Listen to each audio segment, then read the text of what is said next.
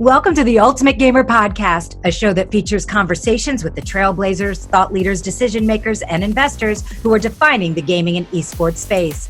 On the Ultimate Gamer Podcast, we take a journey into this dynamic industry and start to decode and reveal who and what's making news. It's about connecting, and it's about sharing the stories and vision of the people who make gaming and esports a global phenomenon. And now, please welcome your host, student of the game and connector to the esports community, Tommy Knapp.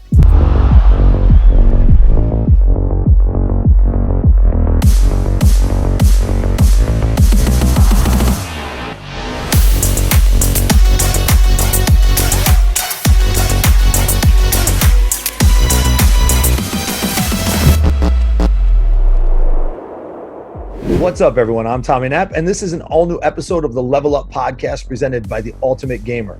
On today's show, I have a conversation with Allie Young, founder and CEO of Access Replay, a 12,000 square foot recreational technical venue designed for daily gaming, co-working for tech-driven companies, and small to medium-sized esports and high-tech conferences and events. We didn't waste any time jumping right into Allie's gaming history and the incredible story about her 8-year-old daughter's concept and business plan for what would become Access Replay. She then took us on a virtual tour of the facility and talked about the experience of pitching her business plan to investors. And even though she said she received a D on that pitch, it did attract investors to her project. Next, she talked about Esports Week, the power of gaming to bring people together, and a number of other cause-related projects she is working on, from 100 Girls of Code to Tech for COVID to Juneteenth.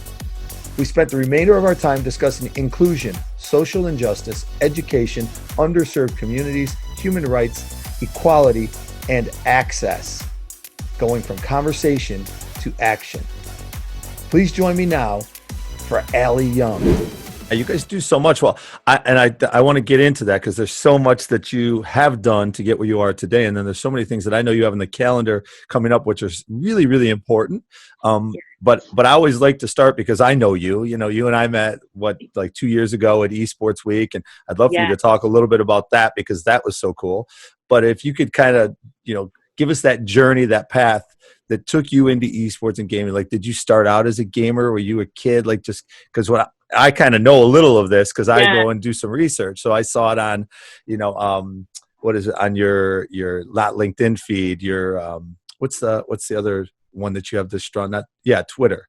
I think it's on your Twitter feed, and it talks about animals and loving animals. So I just kind of wanted to talk about some of that stuff. So aside from me getting to know you, everybody else gets to know you too. Yeah. So why esports and gaming? Because you're one of the leaders in the space, and what you and Todd and Ryan are doing in Atlanta just is amazing. So I love to see that, and I want to see more of that down here in South Florida. But how did you get started? Thank you. So, I'm a gamer. I met my husband playing video games 20 years ago, and a little game called EverQuest. It's actually still going, by the way. Yeah. And they just launched another server. It was just kind of crazy. Right. Anyway, we met playing video games, and gaming has always been a big part of my life. And like I said, were you in high school at this point, or college, or was it after? Or it was after. Okay. Yeah. Thank you. So anyway, we this is an endeavor of ours. Just kind of backing up, my career has been in sales and marketing. Worked with companies like Cox Media Group. Worked at Clear Channel, radio. And then opened my own marketing firm. We had clients like the U.S. Army, Essence Festival, Capitol Records, and a lot of what we did was create those experiences, right? And so I was about, I guess it's been about 6 years now. My daughter, at the time, we took her to her first Barnes and Noble. Okay. And this just kind of goes to show the evolution of digital and virtual, right? So she was 8, and we took her to her first Barnes and Noble, but she had been buying books for herself on Amazon. So she was, she was old enough to be able to, order the stuff herself. Right. And she came out of there and she was like, Mama, she loved it, and she was like, I would love, like, she's like, this, would be really cool is a place like this, but with video games and cupcakes and cookies. Wow. So she got in the back of the car and started drawing up a business plan for what is now Access Replay. She did or you did? She did. What? She started drawing up Oh my a mock-up business plan. That's awesome. So we're still planning on having cupcakes and cookies. We haven't been able to get to that part yet, but we definitely have the video game side going. Yeah, maybe that's a once a month thing. You do cupcakes and cookies once a month. Yeah, that's right. You don't want to open a bakery inside there, but it would smell amazing. Could you imagine? It would smell amazing. Yeah.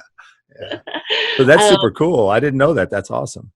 Yes. Yeah. So so really that's kind of what led us to start the whole concept of Access Replay. So I started doing some heavy research in it and looked at companies like Top Golf, looked at companies that were out there, and I started seeing the numbers where about I think it's been a while since I've looked, but the number, it's like 30% of the U.S. population plays golf. Okay. And 77% now, I think it is, or 76% of the U.S. population plays video games. Right. So more than twice, almost 3 times as much. I mean, it's crazy. And so when I started doing the numbers and started looking at it, well, why isn't there like a Top Golf experience for video games and esports? Right. So that's kind of what led to the actual starting, the actual start of Access Replay, and started bringing the concept to life. So how did you come up with the name Access Replay? So Access is actually, kind of the center of an interest or a group, and a point of interest or a group. Place and replays, because we love playing games over and over again. Right. So we actually sat down. Obviously, it had to start with an A, just because I'm an SEO girl. But from a business standpoint, and when we looked it up and signed up, and kind of started pulling the names, everything was available across the board on social media. And you know how rare that is. Right. To have, your brand availability. And so that's kind of how it started. It was like, okay, well, everything is falling right in place. Right. And so now you've got your business plan that your daughter drew up. You've got a name. Right. So because it's a big process. Yeah, it's a big process to then get to where you guys are today. Sure. Tell us a little bit about that experience of looking for the right location and finding the space. Gosh, I think, I forget who it was, a famous person was doing a TED Talk, and they were talking about how,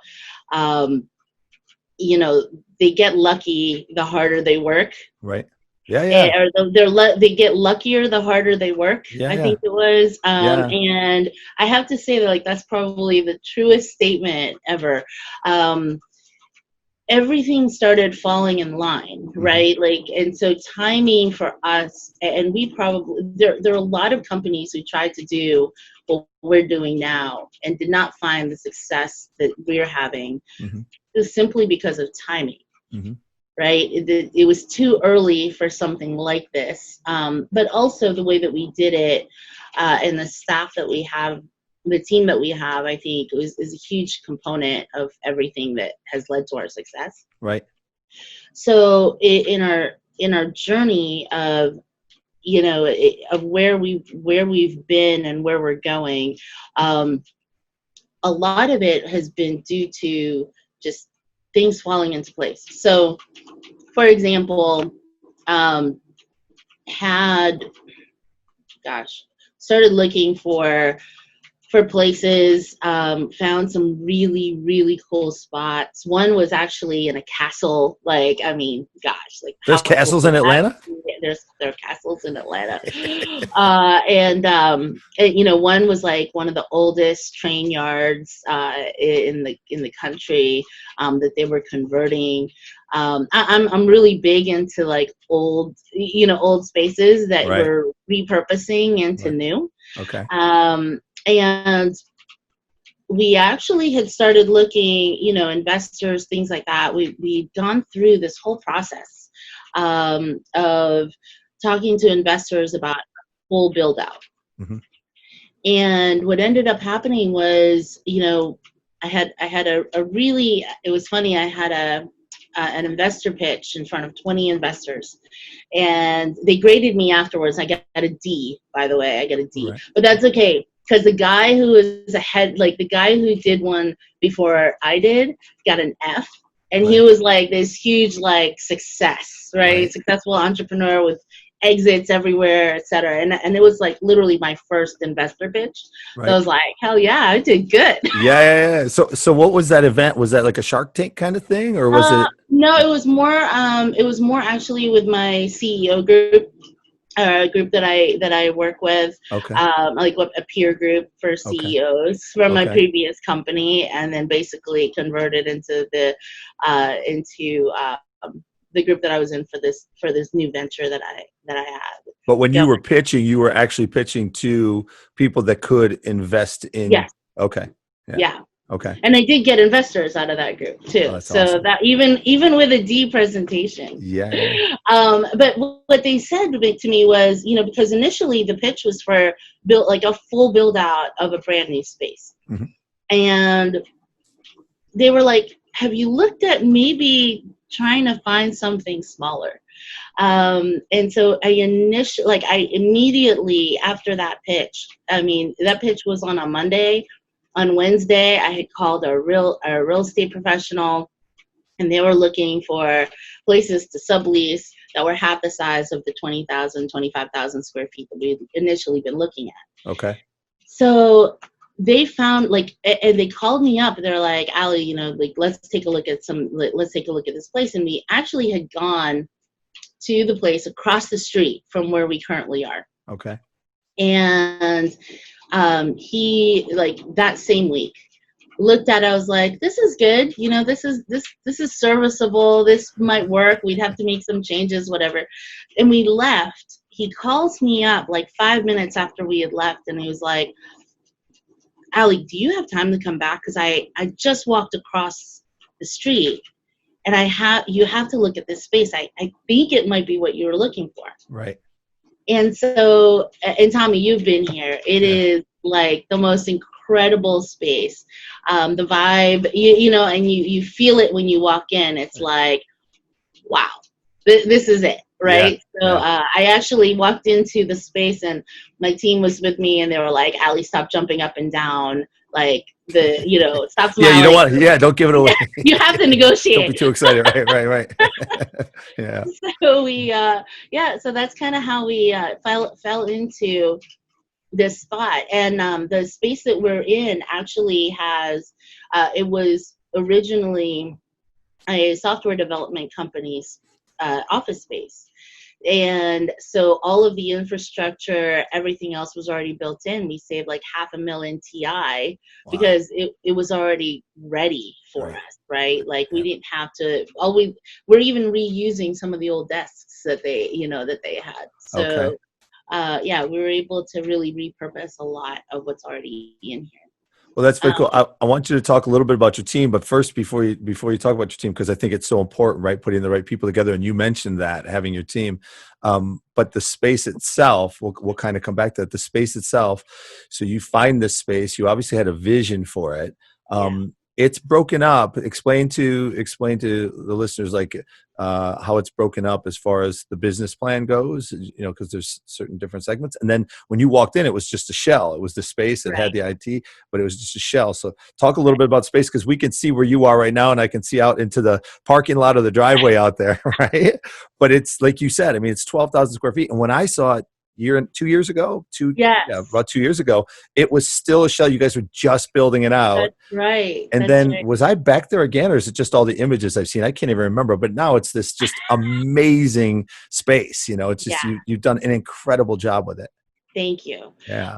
Well, it's easy when you have such a great canvas to work with, and probably the best paint, if you think about it that way. Right. Our space, and this is actually really cool.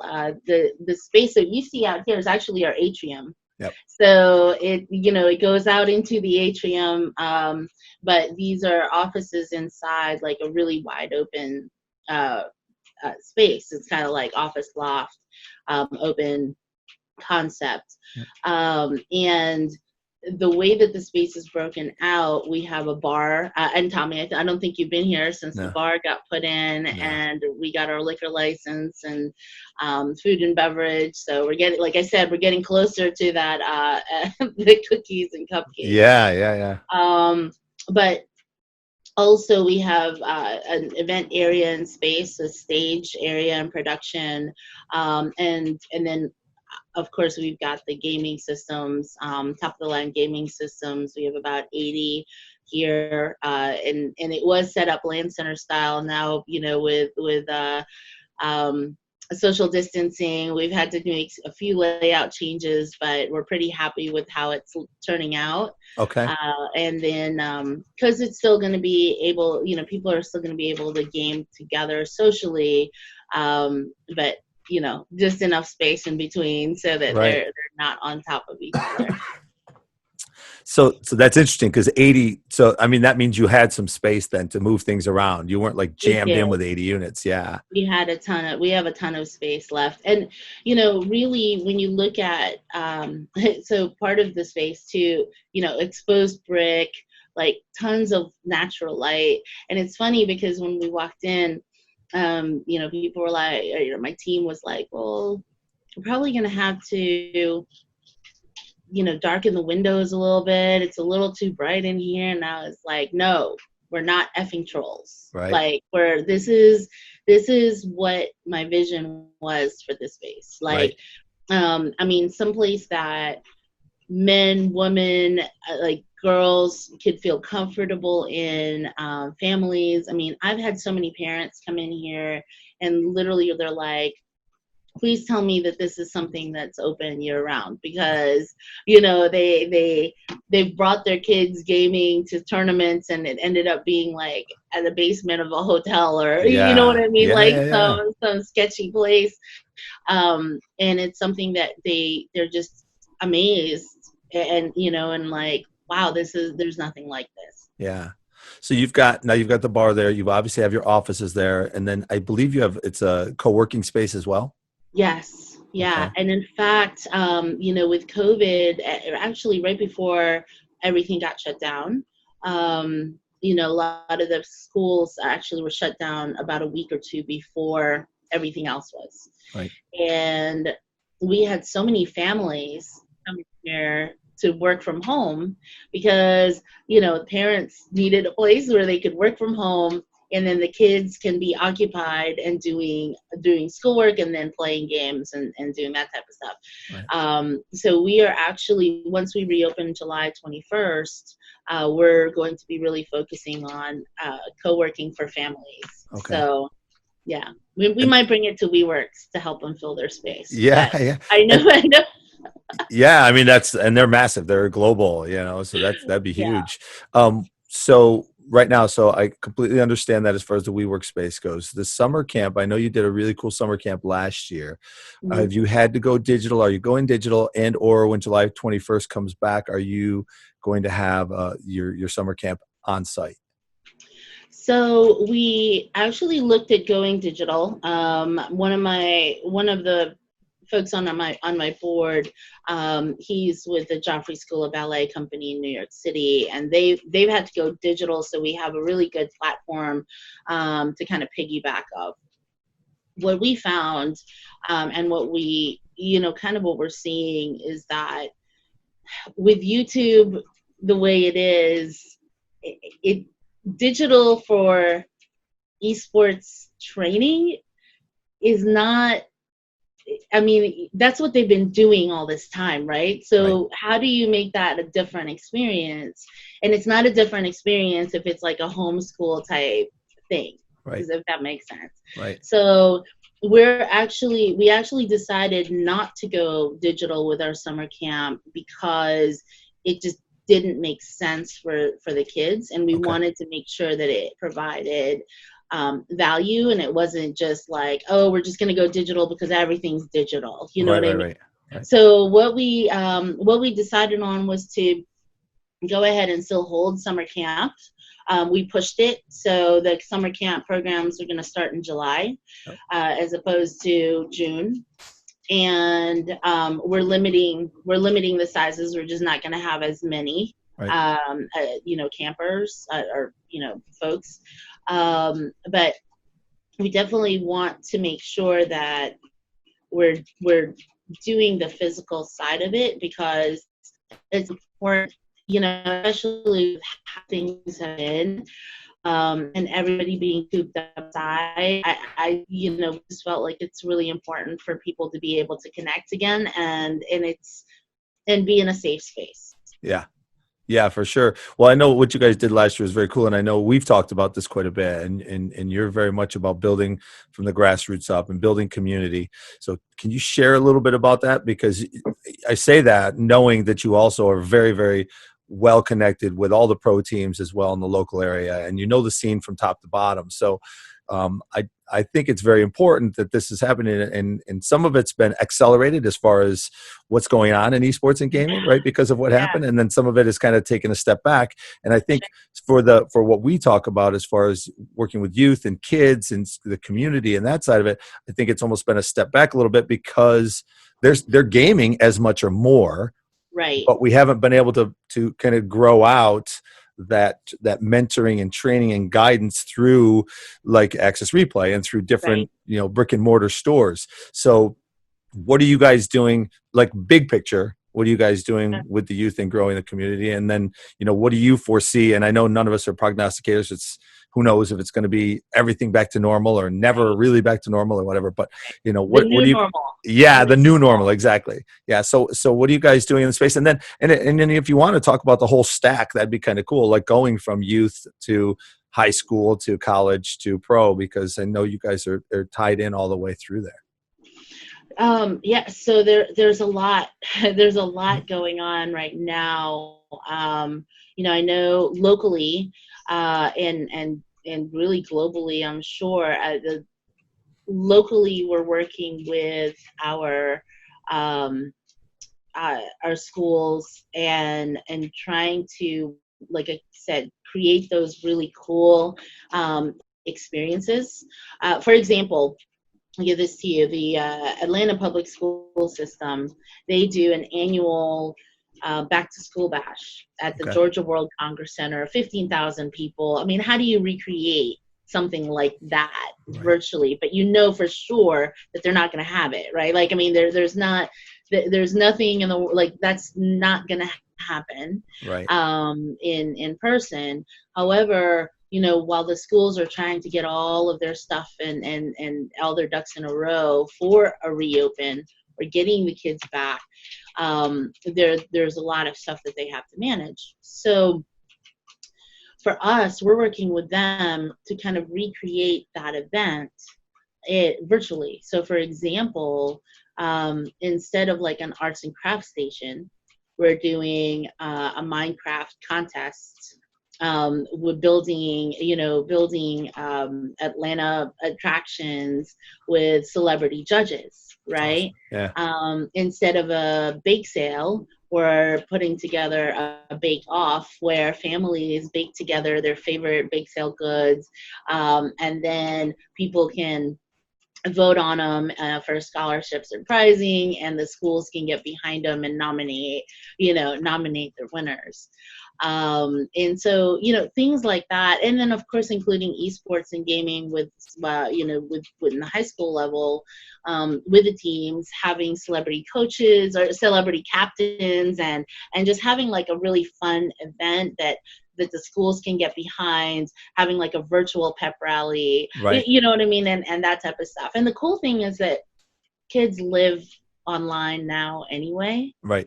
It's just kind of showing them new ways to socialize online in a productive and really fun way. Right. It's like the virtual prom was really a bunch of people like calling in and, in their best garb and being, and literally sitting on like a Zoom call for 5 hours, but everybody was in, right? Right. Like Right. listening to music and like hanging out and chatting with their friends. It was crazy. Yeah, let Um, me ask you about that because yeah, you've been that like you're somebody that's very familiar with like Discord and you have large groups. What do you because when you have two of us on this Zoom call, it's not a right. problem. We've got our back and forth and it's pretty easy. But I've been Yeah, on Zoom calls with just like 5 or 6 people that get a little bit I'm trying to speak, you're trying to speak, somebody else trying to speak, right. right? And then if Yeah, you have like you're saying, if you have any 50 or 100. lag or Yeah, yeah, sure, yeah. But I think they have that commercial, like it's one of the insurance commercials. I think it's Progressive or something where it does that. It's like it lags. But how do you sure. do that if you're doing a big event like that for 100 or 500 or 1,000 people? Is it still Zoom or using Discord or is it Yeah. mostly through chat? Like, how does it work? So we use Zoom, where people are having conversation, but then for large events like that, where you have 100 plus people who are in the Zoom call, they actually use chat for any questions or engagement, Right, and then the hosts can talk with them and and work with that. So that event was actually in collaboration with Desi Banks, comedian and actor, yeah, and so he was there engaging with his fans directly, answering questions, and things like that in like chat, just like a Twitch stream, right, right? right. So it was very engaging, with that, where we're bringing the fans in for those conversations. Yeah. Doing the best with what you've got, right? That's Like you it. said, yeah, That's you it. can't have the same experience, you can't have the same energy, but we've got to do what we can with what we got. And I think people have adapted and adjusted pretty well. And the other thing is when we go back to that new normal, we'll have this experience that we can lean on, which will all be better for, I think. I think too, it was a hybrid. It was a bit of a hybrid event because Desi and like all of the folks were here at Access Replay, basically having a variety show on the stage, to the audience, which was Right, all virtual and digital. So it right. was almost like, so the energy was still there, Okay. surprisingly enough, Right, right. and the audience felt it and really enjoyed it. And I think it might have been because like the hosts were really enjoying themselves too. Right. I mean, they were dancing on stage, they were hanging out, and I mean it was really surreal on like, okay, how is this even working? But it is, right? Yeah, yeah, yeah. Yeah. So tell me because I want to talk about some of the things you have coming up, and actually some of the other things that you've done. Like 100 Girls of Code, and then the event that you have coming up that's going to be this weekend. But before you get into that, just tell me a little bit more about your team and even maybe Esports Week because that's where I met you. Sure. And that's such a cool event. And I think I was talking to it was either Ryan Johnson or Herb or, Charlie or one of those guys. And, Yeah. people that I met through Esports Week and just talking about the fact that, it's such a great experience because unlike what we're talking about now, where you just have to explain Access Replay, you could actually turn the camera around and we could see some of it, right? But I still can't, touch and smell and feel. I can't smell the cookies and the cupcakes right now, right? I know it. I know it. So that Esports Week that you guys put on in Atlanta, and I'm a tour operator at heart. And I think I told you that, but for 15 Yeah. years, I used to take people all over the world. So, and I always used to say travel is the best experience because you just learn through osmosis. You learn through being there. And you guys did that for Esports Week. Before Yes. the DreamHack event, you put that on for a day and took everybody around to all these different locations. And you did it there in Atlanta. And I know you did it in Dallas. Obviously, I was there too. And I think Yeah. maybe up in Montreal. But that's such a great event that you guys put on. So you were talking about all these events, but I think that was also part of your team. So if you could talk about your team and the Esports Week, that'd be super cool. Sure. So, first of all, our team, they're all gamers. So they're with the passion for this industry. And then also they're really good at what they do, right? So whatever that may be on the team, it really makes for a good mix. Yeah, of course. And that team environment.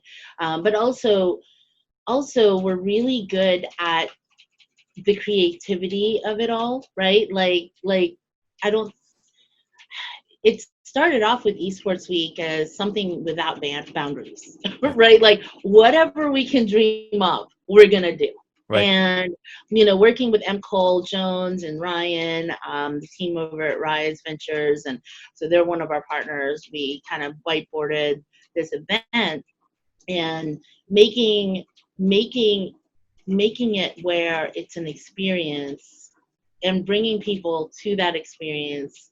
You know, I mean, we could talk about it all day, right? But until you've actually like been to um, an esports event, you don't see the power of esports. You don't feel the vibes of everybody there who, you know, you don't see the diversity of the folks who are in that group. You know, age group, black, brown, white, you know, I mean, blue, green, it doesn't matter. We're all just gamers, and that's why we're together. And that's a powerful thing, right? Because how many interests do you know, like, you know, things of interest do you know that has the power to bring people together like that? Right. Not a lot. Right. Right. Yeah, no, but so that event, and you see that was very important for me to see and become more ingrained in the space. And that was the DreamHack event. And you see the floor and you see all these people just, and you know what else I found, and this is kind of an aside, but just waiting to get into the building. Mm-hmm.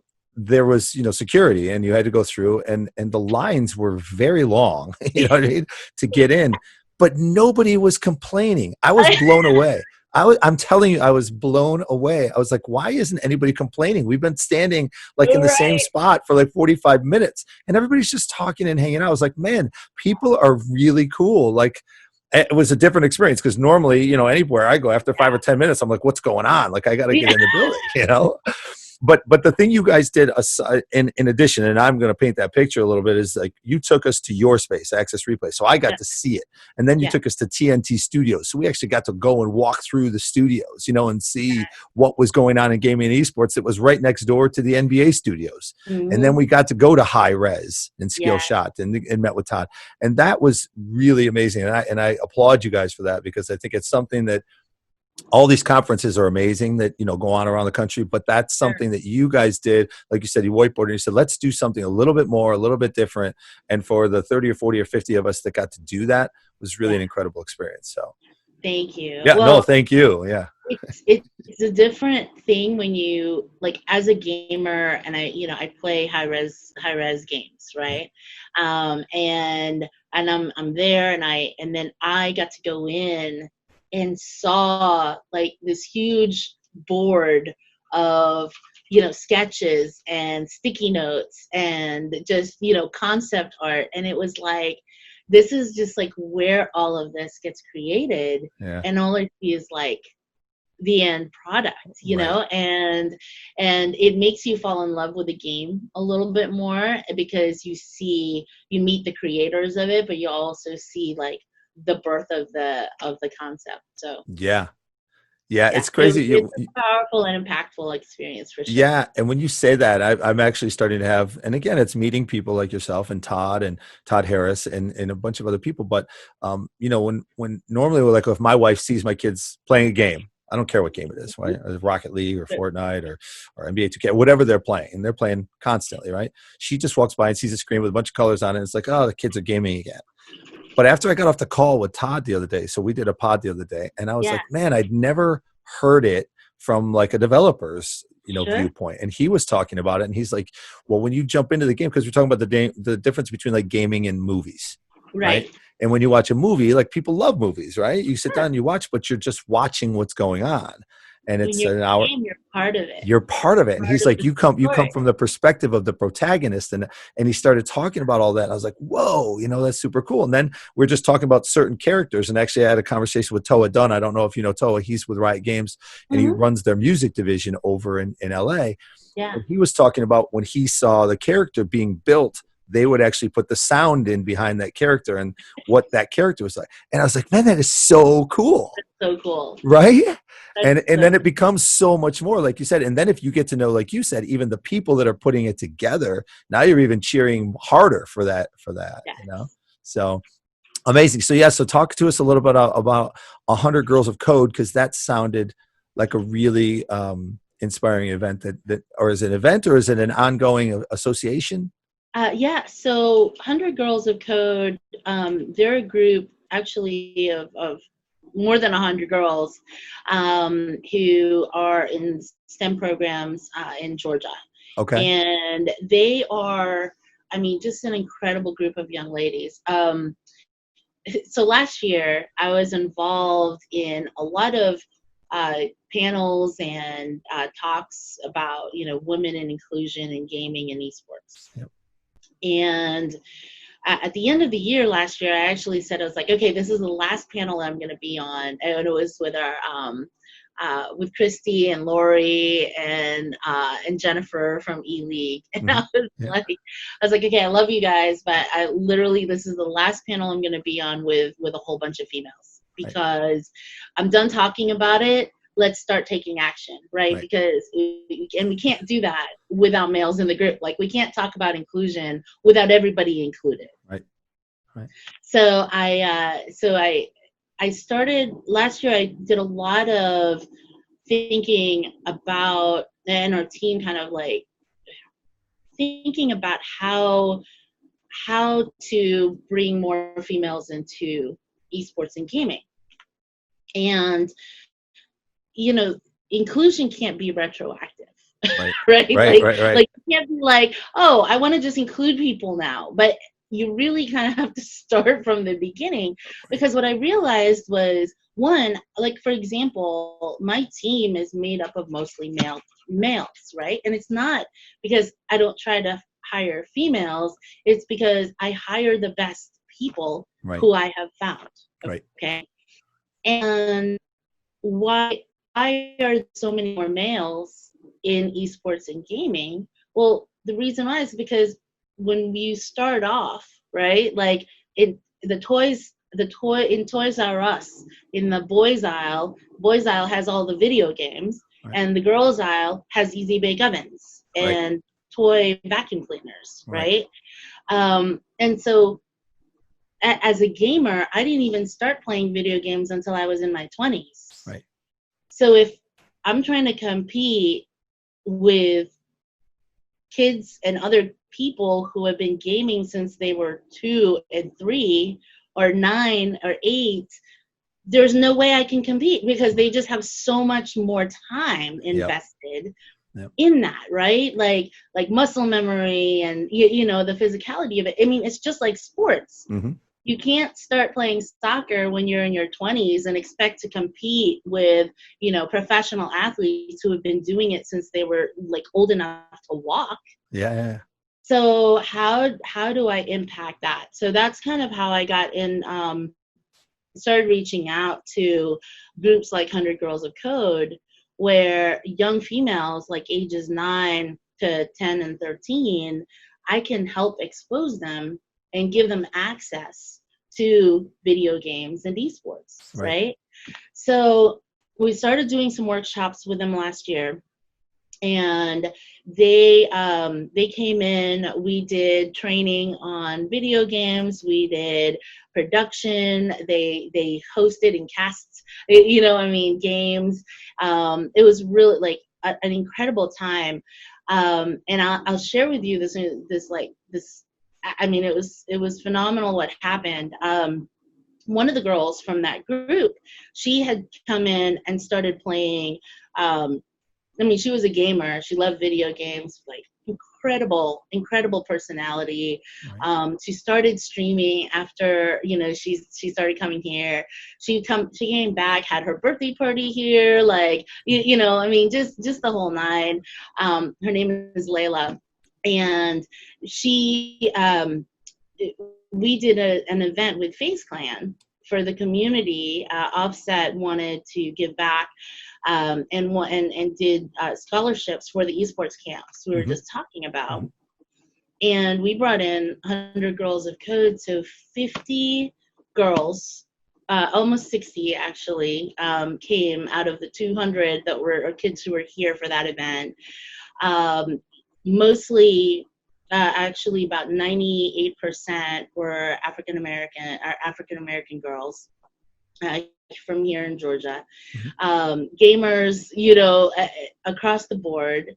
And FaZe, like Darren Yan, VP of head of talent from FaZe, was here, and he was just like, "What? I have never seen this many females in an esports event or Right. gaming event ever."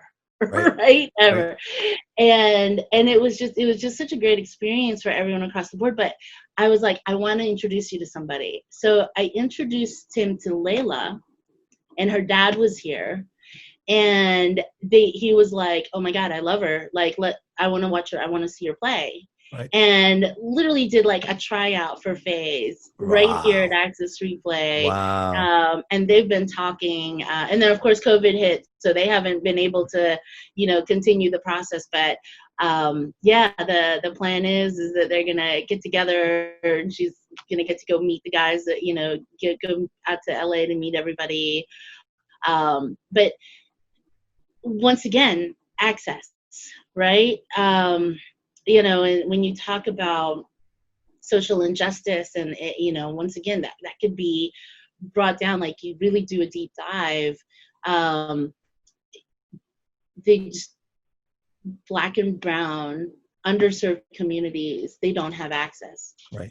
When you look at the schools, I mean, even now we're doing we're doing a Tech for COVID campaign, just to raise money and awareness for technology, for kids in underserved schools. Yep.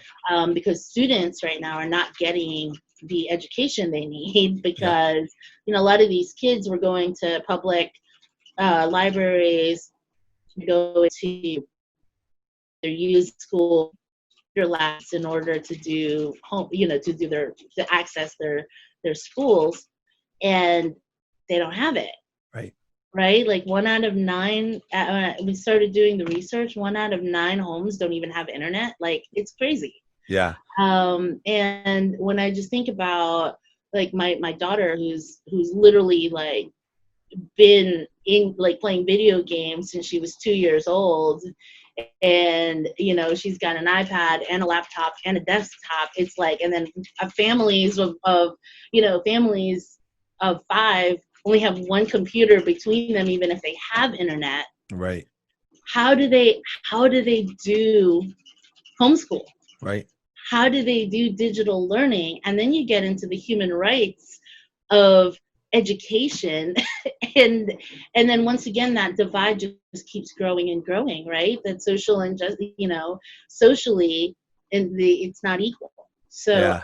anyway, there's a lot to that. So we're trying to make impact where we can, and education is a big part of that. Yep. I mean, we're talking to a group,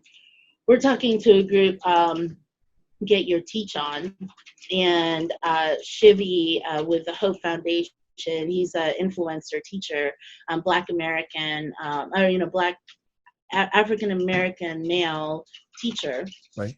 And Get Your Teach On is the largest teachers group in the nation. Okay. They literally have they hold the largest conference every year for teachers. Okay. 300,000 white females. Wow. How do we include, like, how do we even, like, talk inclusion with our kids when they don't see that representation in their everyday life, which is school, right? Like, school is where they spend so much of their time, make most of their friends. Like, so those are the conversations that we're going to be having on Friday, which is going to be really exciting, just to raise awareness for that. Yep. And just once again, like, it starts down here, right? Yeah. And that's how we kind of help to breed that positive influence when it comes to social responsibility. Yeah, and I want you to obviously tell us more about Juneteenth and like the agenda for that day and what's going on. But just so that I can know exactly the 100 Girls of Code, that is an associate. Is that student operated? Like, did a high schooler start that, or was that an adult or a parent that started that? Who actually started that? So I think I actually am not 100% sure. Okay, It's a great question. I just know like there's 100 Girls of Code, 100 Girls Who Code, and there's a small association there. These guys are the local chapter of 100 Girls of Code, okay, but they work with women in technology okay, and who are very focused into building, STEM developers, young females, and okay, bringing them into the technology world. And because technology and gaming have such a, have such a natural synergy, that's how I got involved with them. okay. Yeah, and what you're doing, like you're talking about access and opening doors, is Yeah, amazing story about Layla and FaZe, and it'd be cool to like follow that and see, what happens sure. if even if it's just a matter of her having the ability and the access to talk to them, even if she doesn't become, some big time streamer, just Yeah, having that door opened is so important. I was a big brother for 6, 7, 8 years, about 10, 15 years ago before I had my own kids, and it was so much of it was that it was just here, just let people's eyes land on something else aside from the small world that they live in. that's And right. yeah, and when I talked to Ryan, Ryan Johnson, and that was like 2 or 3 weeks ago. I mean, the things he's doing right now and spearheading are just really fantastic. Yeah. And I see a lot of positive change happening from those things. So I know that he's also part of what you're talking about this weekend. So Yes. talk about the event itself, Allie, and then share a little bit about how you put these things together. Because again, for me, it's almost exactly what you just talked about with the developer, right? We're like, Sure. we just get to play the game and you don't get to see all that work that goes on behind it. Well, for Sure. you do the exact same thing, but really on the event side, right? Yeah. And for these, so this is an incredible event that you guys are putting out, but there's a lot of work and a lot of people that have to come together to make it happen. So kind of explain the process and then actually what it looks like. Sure. So the Juneteenth event, I'll share this story with you because I think it's indicative of the world we live in today, right? And part of the reason why I think civil unrest has been happening, right? I Yeah. mean, I, as a gamer, like, and this is something we've talked about recently with other gaming groups, and a group over Vote to Live, who's very much into the voter registration side, and they're part of the Juneteenth event. Gamers in general don't want to talk politics, or religion, or want to get into anything like that, just because it's like everybody has their opinion Right. and everybody's entitled to it, right? Like it, and so we want to be open-minded, and those conversations just create conflict that's unnecessary when we're off working together as a team, killing a boss mob, right? I mean, it's unnecessary.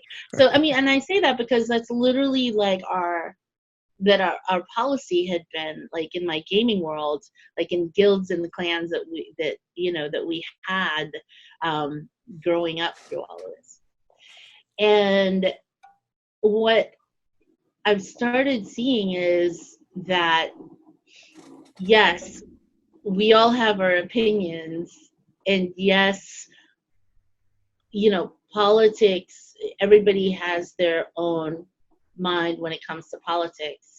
However, I think that we're all of the same mind as humans, in in that, we have to look at humanity first, right? Like, let's take a look at how we are, and that social responsibility is about being human Mhm. versus whatever color, whatever, political affiliation, whatever sexual preference, whatever differences we have, we are human. So, part of the event for the Juneteenth event, and I'll share with you because it's embarrassing to me, and but also indicative of the world we live in. Like I said, um, I'm working with a group, Black Salt Corruption. I mean, amazing group. They're a game developer out of Las Vegas. They have the Black Salt Corruption is an all black fighting game, and it's black owned, and they're wanting to kind of create and promote gaming to Black culture. And so there's a lot of really cool music soundtracks, bringing in entertainment and music into the mix, along with their game. Phenomenal group of people, and they're doing a pay-per stream concert with us on the 26th, actually. Okay. So the following Friday. And that event is for Tech for COVID. So to raise money for Tech for COVID, and basically reducing that digital gap, right? So we were talking about marketing their event and thinking about, okay, how do we promote the event prior to, because it is a pay-per-stream concert with YK Osiris. And we thought, okay, well, why don't we do a Fortnite tournament before? And so we literally I was looking at play and we were just talking about this promotional event. And they're like, oh, you know what? That'd be great, because we wanted to do something around Juneteenth. And I was like, what's that? I didn't even know what Juneteenth was, Tommy. Yeah, I don't think and again, I'm the same as you. I could say I'm embarrassed that I didn't know, but I think it's one of those, it's just a term that, I really haven't heard that much of. And now I think after what you guys are talking about doing and just what's going on in the world right now and in the community, I think that's going to change very quickly. I think a lot of people are going to not know what Juneteenth means, and I think I love it, because I always love learning new things, right? Yes. And it just makes me feel more connected to people as well. So yeah. Well, I was embarrassed to say I did not know what it was. And after doing research on it, just the fact, it's indicative of the world we live in today, right? Because emancipation happened 2.5 years later. Texas finds out that slaves were no more, slaves were free. Right. And so Juneteenth is that holiday for that. And I was talking to our friends over at Team Envy the other day about it, and they're like, oh yeah, we know what Juneteenth is. It's in school, it's in schools here, but not, but not in Atlanta, even though there is a Juneteenth parade that happens in Atlanta that I did not also know about, right? Okay. But once I started kind of doing a deeper dive and educating myself on that, and I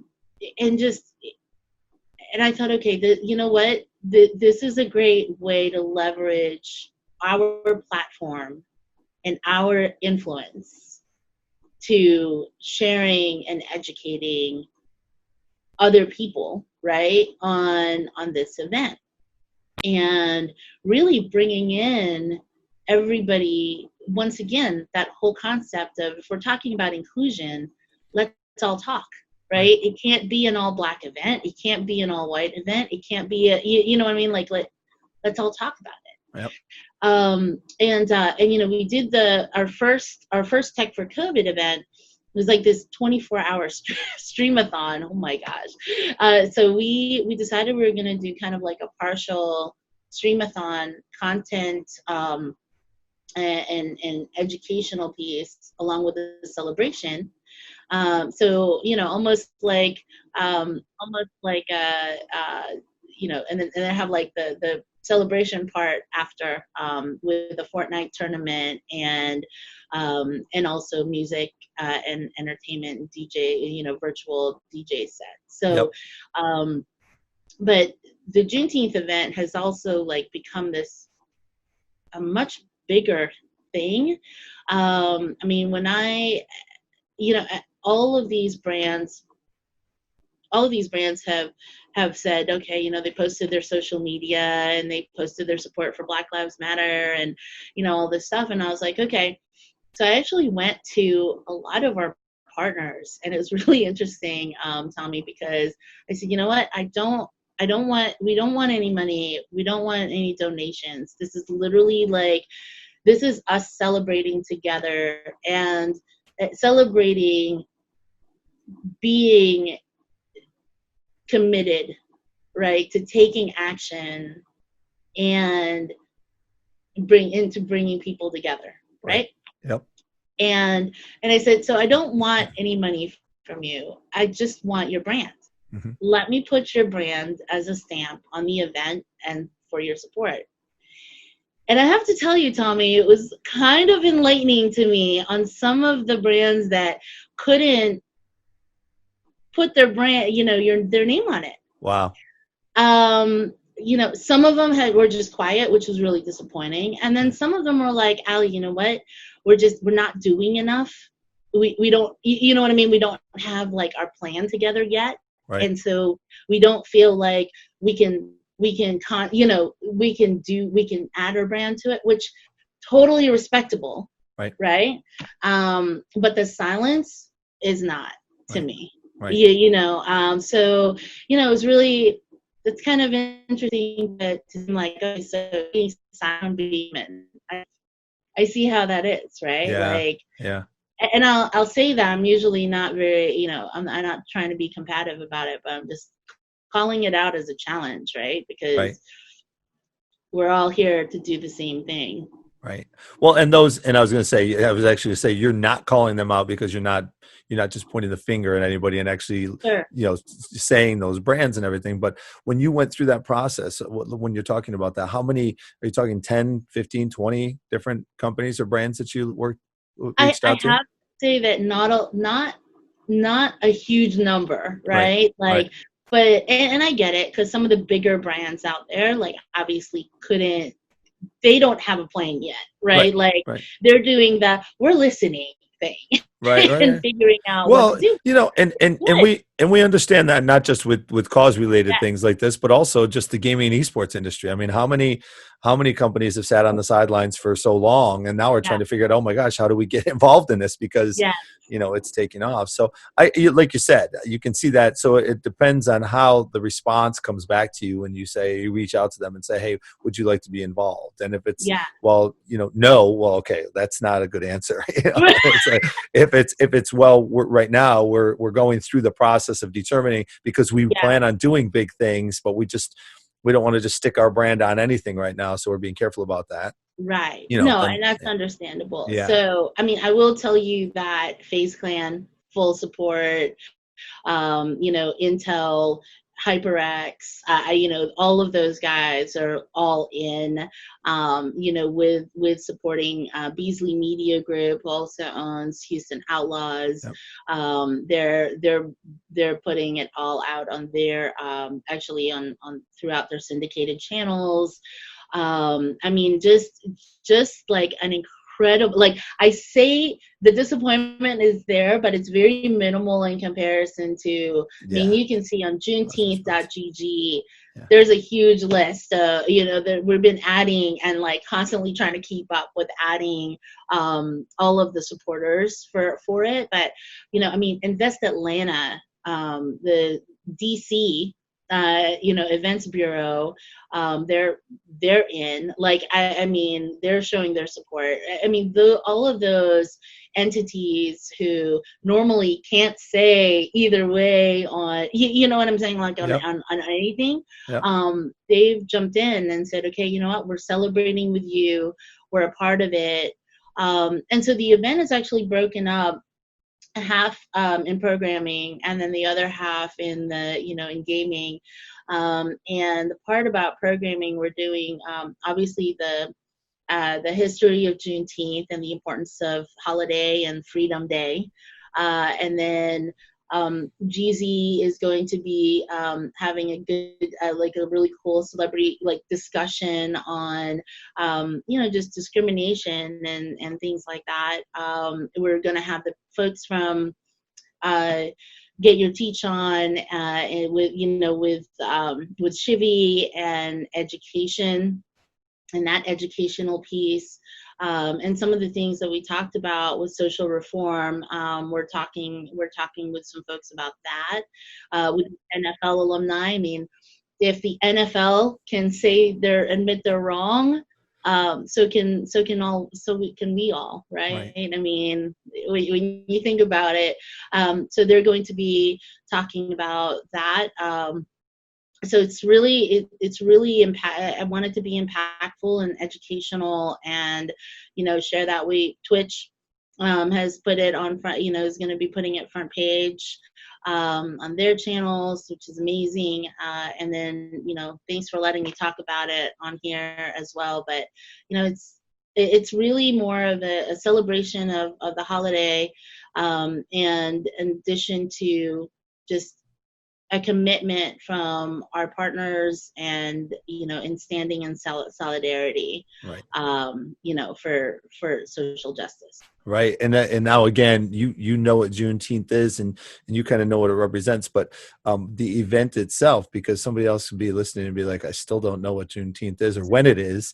Sure. So what's the date and time of the event? And you said Twitch, but where's the easiest? I mean, you can go to Twitch and watch, but are there other areas, other channels that you would suggest that people go to watch? So if you go to Juneteenth.gg, yep.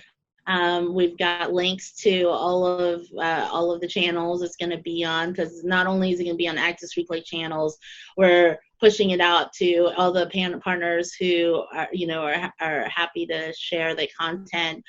I know ESTV and Beasley Media Group and Checkpoint, those guys over there. Okay. So we'll have links to all of that on juneteenth.gg, and you can find out more about the event. And also, please RSVP and put your name on it and support as well. That's Friday, June 19th. So this Friday. At what time? 7 till midnight. 7 till midnight. Yep. So amazing. So amazing. Yeah. So amazing. Great stuff. Well, we're coming up. Like I knew it was going to be fast. I knew we'd have 1,000 things to talk about. Yeah. And I know this was the most important thing. And I think because it is coming up, and because of where we are right now, and this time is so critical for us to communicate. I think that's one of the big things, to communicate and understand and listen to each other. Right. So I think this is fantastic. I love it. Is there anything else that you did want to talk about that we didn't talk about already? I'm sure we'll do this again in the not too distant future, but yeah. Well, I've got tons of stuff to share with you, Tommy, like upcoming events, upcoming stuff. Definitely would love to get you involved in a couple of things that we're doing for Children's Network, Miracle Network, and Phoenix Children's Hospital coming up in July. And then, of course, our partners at American Cancer Society. So there's a lot of things that we're doing on the nonprofit side that we'd love to talk more about. But first things first. I mean, let's kind of get through COVID together, and then also see what we can do to start making some changes internally and externally. Yeah, and one of the last things I'll say is I absolutely love what you're doing locally for your local community. All the stuff that you're doing, and land centers, you typically see that, right? They're local, and they affect everybody that's directly related to them. But everything you're doing is not just a local; it becomes regional, national, and is on a global impact scale. So I love that. It really is. We start off thinking, we'll just do this little thing. And all of a sudden it's like, but I think it's, once again, it's like the partners that we have are phenomenal. I mean, it's hard for things to stay small, and when you have such big partners who have that global reach and influence. So it's interesting. Yeah. Well, and play big, you just want, you're involved with a lot of people, including yourself, that like to play life in a big way, and that's super cool. Yeah. Well, thanks so much, Allie. I really appreciate it. Tommy, it was a pleasure. Thank you. Talk to you soon. I'll see you on Friday. Yes, sounds good. All right. Ciao. Bye. I'd like to thank Allie for sharing her time, experience, and knowledge with us today. Her story about her daughter being the inspiration behind her business and drafting a business plan at 8 years old, and what she is personally doing to affect real change in the world, are both astounding and awe-inspiring. I have so much respect and admiration for the projects she is leading and the team of esports and gaming individuals that have come together in the city of Atlanta. You can listen to Allie again now, and you can also find timestamp segments of the show, links to her social pages, and more information about our company, projects, and media in the show notes. If you enjoyed our discussion, please let us know. Continue the conversation with me across all social platforms and become a part of the Ultimate Gamer community today by subscribing at ultimategamer.com. We release a new show every day of the week, Monday through Friday. So be the first to join us for some outstanding upcoming guests and or dive back into the library of previous Level Up pods to hear from some of the most brilliant minds in the space. Experts like investor and founder of C4 Plus, Chris Cheney, mental health performance coach from Unleash the Athlete, James Leaf, and head of music at Riot Games, Toa Dunn, just to name a few. You can find all these episodes and more on the Ultimate Gamer website, on Apple Podcasts, Google Play, Stitcher, Spotify, or wherever you listen to your pods. And finally, please like, rate, and review the show. It helps us reach the gaming community, to spread the word and share the wisdom of our guests, as well as some of the most thought-provoking stories in the industry. Shout out, as always, to the Ultimate Gamer. I look forward to being with you on the next Level Up Podcast.